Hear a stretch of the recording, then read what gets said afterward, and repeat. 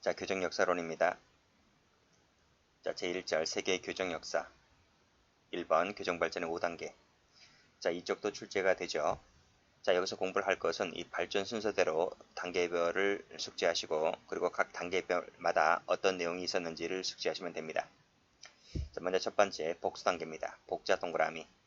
자, 복수 단계는 자, 원시 시대부터 고대 국가 형성기까지를 의미하는데, 자, 이 시기는 피해자 측 밑줄, 자, 무한한 복수 밑줄이 허용되었다는 거죠. 자, 피해자 측의 복수를 허용했다는 것은 자, 개인 상호 간 또는 부족 상호 간에 행해졌다는 것이고, 어떤 형태로 복수가 행해졌느냐면 눈에는 눈, 이에는 이의 형태로 행해졌습니다. 어디서 많이 들어봤죠? 눈에는 눈, 이에는 이. 어디서 나오는 말이죠? 그쵸? 역사상 가장 오래된 성문법으로 평가되는 함무라비 법전에 나오는 말입니다. 즉, 내가 해를 입은 것만큼 되갚아주겠다. 심지어는 더 이상의 더 가혹한 형태로도 행해지기도 했죠. 자, 눈에는 눈, 이에는 이 형태로 보복한다는 것을 우리가 동해보복이라 합니다. 동해 동그라미. 다른 말로 탈리오 법칙이라고도 합니다. 이 동해보복 사상은 복수 단계이지 위하적 단계 하면 틀려요. 자, 사적인 복수가 허용되었다고 해서 이것을 우리가 사형벌이라 합니다. 사 동그라미 치시고. 자, 됐죠? 자, 그리고 또 기억을 해 두실 것은 속죄형 제도가 탄생했다는 겁니다. 속죄형 제도는 복수 단계에서 나왔지 위하적 단계에서 나왔다 하면 틀려요. 물론 이 속죄형 제도라고 하는 것, 사형벌이라고 하는 것이 복수 단계에서 탄생하고 그때 사라진 것이 아니잖아요. 오늘날에는 뭐 사형벌이 없겠습니까? 조선시대에는 없었겠습니까? 그렇잖아요. 그래서 어느 단계에서나 있었긴 있었는데 이런 것들이 처음 등장할 때가 언제다? 복수 단계다 라고 하는 것을 알고 문제를 푸셔야 되는 거예요.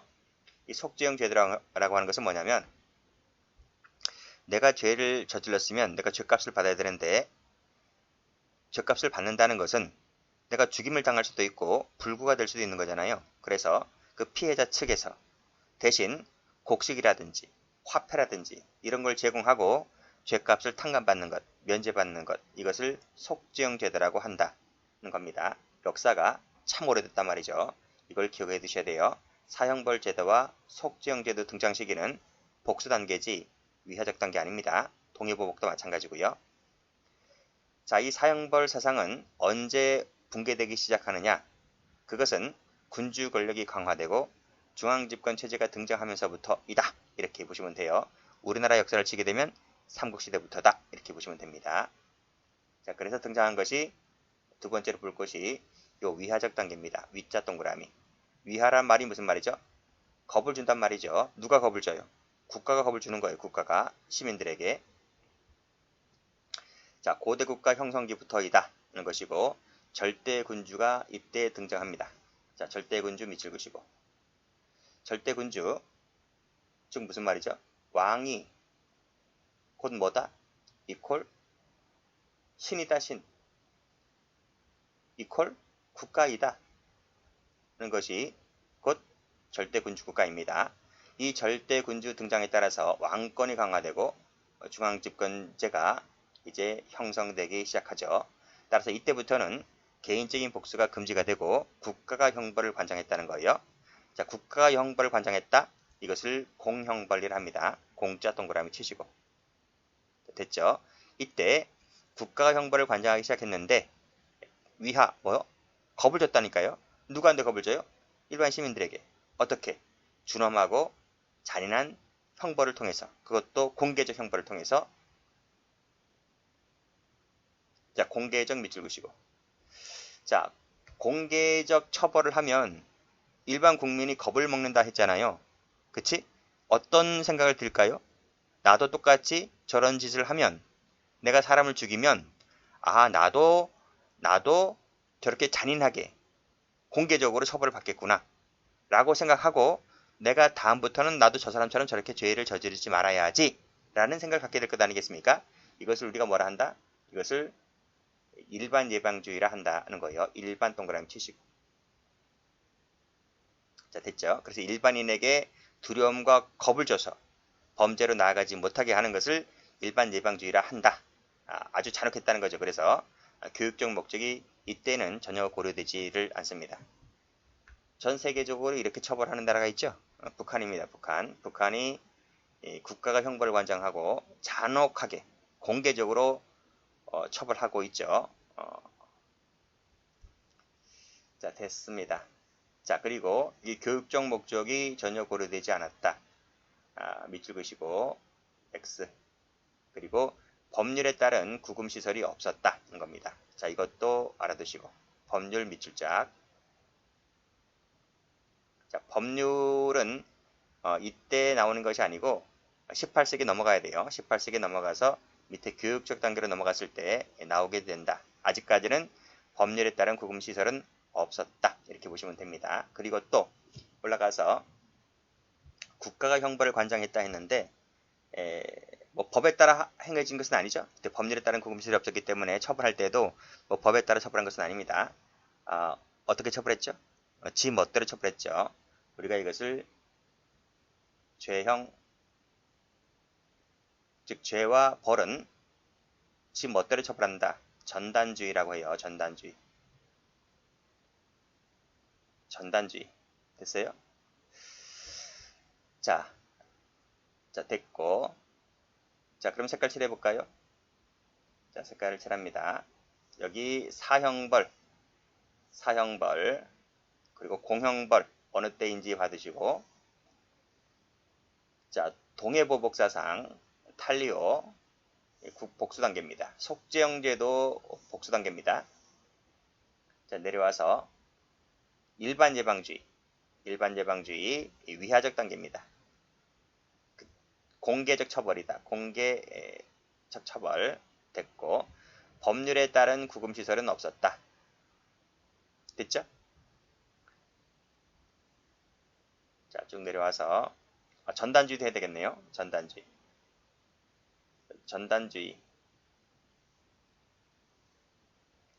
자, 그 다음 단계입니다. 화살표도 해야 되겠네요.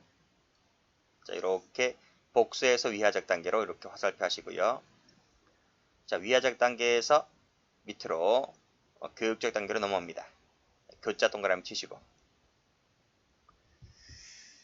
자, 이 교육적 단계는 18세기 때부터 19세기 중반까지를 의미한다 했는데, 계몽주의죠, 계몽주의. 다시 올라가면, 자, 여기 보세요. 여기. 절대군주 국가에서는 왕이 곧 국가다, 짐이 곧 국가다라고 했잖아요. 그래서 왕 중심의 세계관이었었는데, 이 왕 중심의 세계관이 깨진 때가, 자, 이것이 왕 중심의 세계관에서 시민 중심의 세계관으로 바뀐 때가 언제입니까? 시민 중심의 세계관으로 바뀐 때가 18세기 때죠. 계몽주의의 발달로, 계몽주의로 인해서, 계몽주의면 계몽, 깨우쳤다는 거죠. 시민들이 깨우쳤다는 거야. 깨우침으로 인해서 왕 중심의 세계관에서 시민 중심의 세계관으로 바뀌어지게 되는데, 그때가 바로 이때입니다. 교육적 개선 단계. 그래서 18세기 유럽 문예부흥기, 그리고 산업혁명으로 인해서 형벌관도 변화된다. 어떤 때로? 어떻게? 계몽주의, 나오네. 계몽주의, 합리주의, 그리고 필기하세요. 이성주의 또는 공리주의, 이런 단어들이 등장한 때가 18세기 때다. 이렇게 보시면 돼요. 18세기라고 쓰시고, 여기는 17세기라고 쓰시면 돼요. 뭐 여기 이렇게 나와 있는데 이게 더 정확할 거예요. 17세기, 18세기. 자, 됐고, 그리고 박애적, 박애 동그라미. 그리고 여기 나와 있는 죄형 법정주의. 지금까지는 전단주의였죠. 그쵸? 근데 전단주의였었는데 18세기로 넘어오면서부터 죄와 형벌은 법조문에 따라 해결해야 된다. 그게 법정주의입니다. 법정주의. 자, 그 밑에 거 눈팅하시고. 자, 그 밑으로 내려와서, 자, 앞으로 가면 위하적 단계에서는 법률에 따른 구금시설이 없었다 했죠. 기출됐습니다. 이거. 법률에 따른 구금시설이 존재하지 않았었는데 쭉 내려와서 이 교육적 단계로 넘어오게 되면 이 암스테르담 노역장, 다다음 시간에 다 배울 겁니다. 암스테르담 노역장, 가로 열고 펜실베니아제, 5번제, 누진제도 이것이 이때 등장합니다.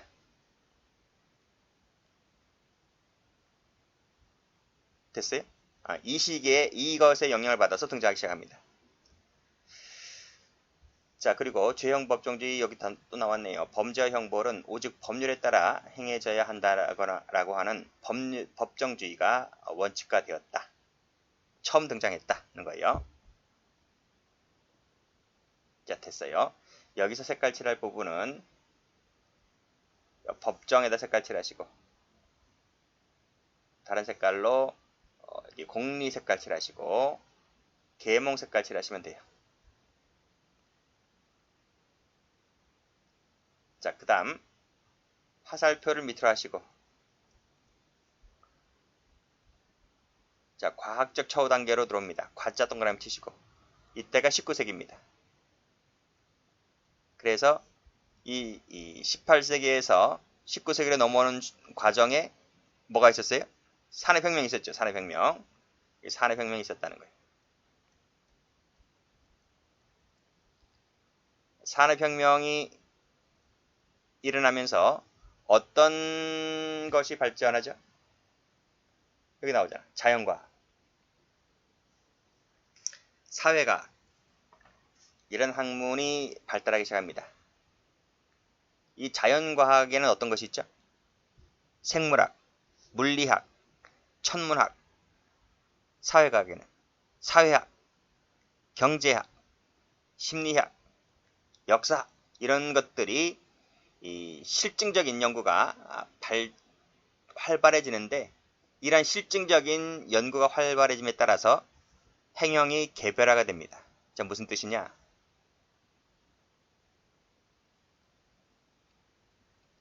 이것만 안 적어도 됩니다.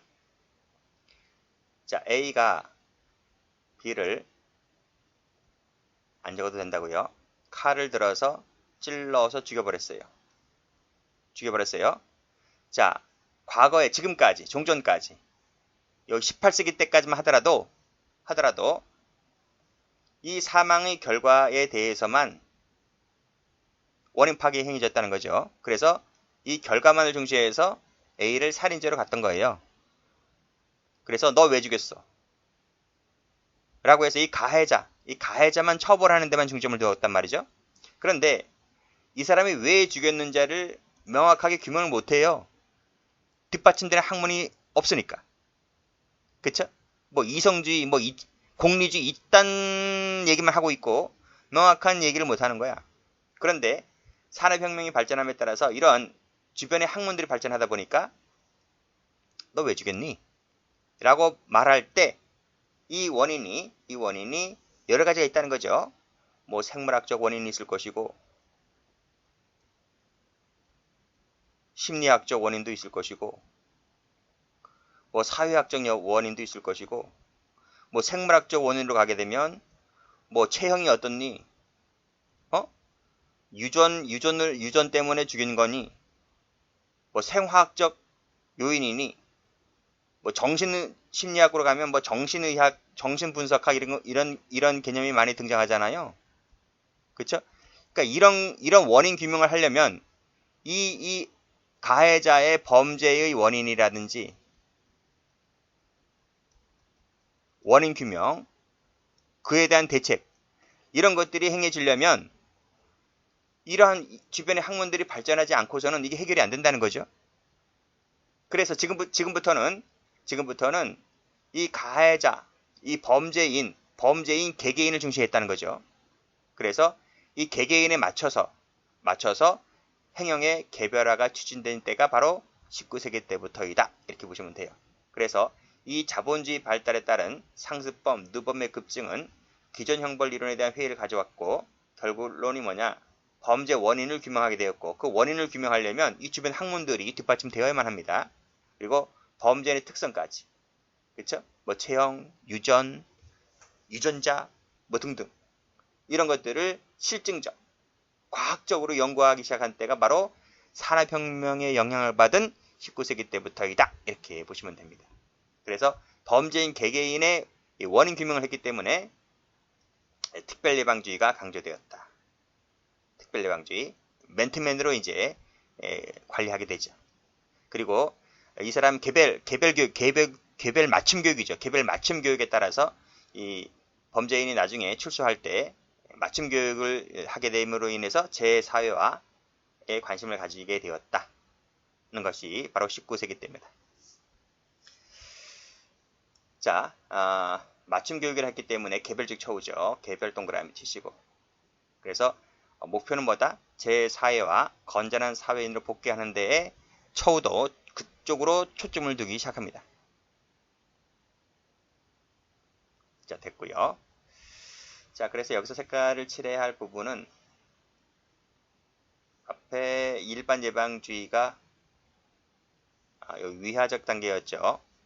보라색, 여기도 보라색으로 할게요.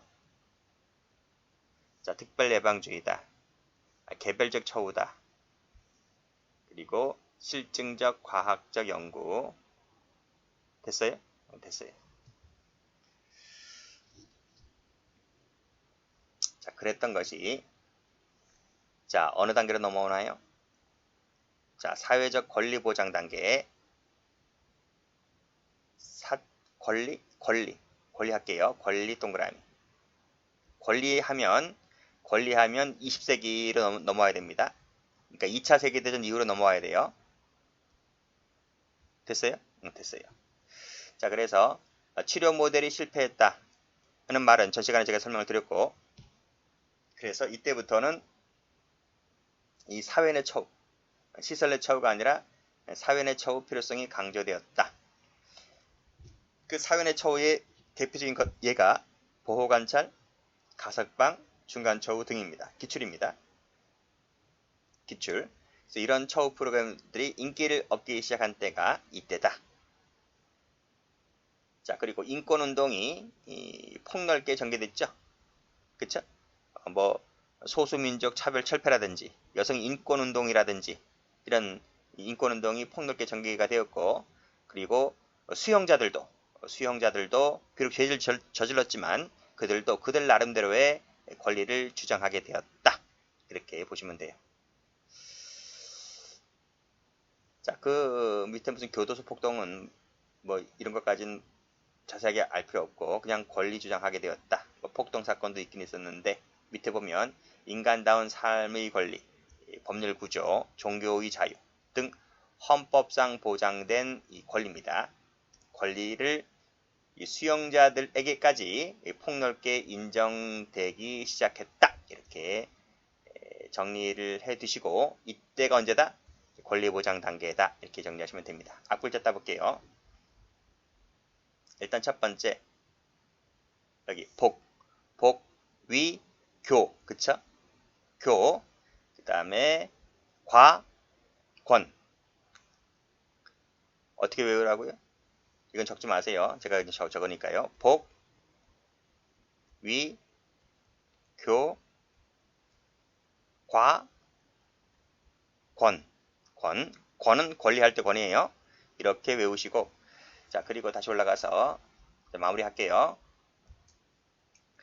동해보복, 탈리오, 사형벌, 속죄형, 복수단계. 공형벌, 공개처벌, 일반 예방주의, 전단주의, 위하단계. 계몽주의, 합리주의 색깔 칠하지 않았네요. 합리주의. 그 다음 공리주의, 이런 것들은 법정주의, 이런 부분은 교육적 단계. 자, 내려와서 19세기에 들어오게 되면 자, 실증주의죠. 실증주의, 과학적 연구, 특별예방주의, 개별처우 이런 부분들은 과학적 단계. 그리고 마지막에 권리 보장 단계에서 이 각종 권리 있죠. 재수자들도 권리를 갖게 되었다. 사회 내 처우 중요성이 강조되었다. 하는 부분들, 인권운동까지도 같이 받으시면 되겠네요. 자, 하나 더 봅니다. 두 번째로 볼 것이 각종 국제회의인데 이 부분은 그냥 거의 출제 가능성이 없어요. 옛날에 특채에서는 한 번 정도 나왔는데 오늘날에는 그 비중이 상당히 축소되었다. 거의 출제가 되질 않아요. 그러니까 눈팅만 하시면 되겠습니다. 뭐 국제범죄인류학회의 롬브로쪼, 페리, 형사학협회 리스트, 하멜 프린스 뭐 쭉 내려오시고 마지막 하나 볼까요? 자, UN 범죄 방지 및 범죄자 처우 회의라는 것이 있는데 이것은 현존하는 최대 규모 형사 정책에 관한 국제 협력체이다. 자, 이 회의 1차 회의에서 피구금자 처우 최저 기준 규칙이 결의되었고 이 피구금자 처우 최저 기준 규칙이란 권고사항이다. 권고사항. 각국의 권고사항일 뿐이지 구속력은 없다. 기출된 적이 있습니다. 그리고 제 8차 회의에서는 미결수 처우만을 다룬 최초 학회다. 기출된 적이 있습니다. 그 정도만 받으시면 되죠. 그리고 국제형법및 형무회의를 계승했다. 바로 위에서 이렇게 계승한 겁니다. 계승해서 정부 단위 협력체이다. 이 정도까지만 예전에 한번 나온 적이 있어요. 여기까지 합니다.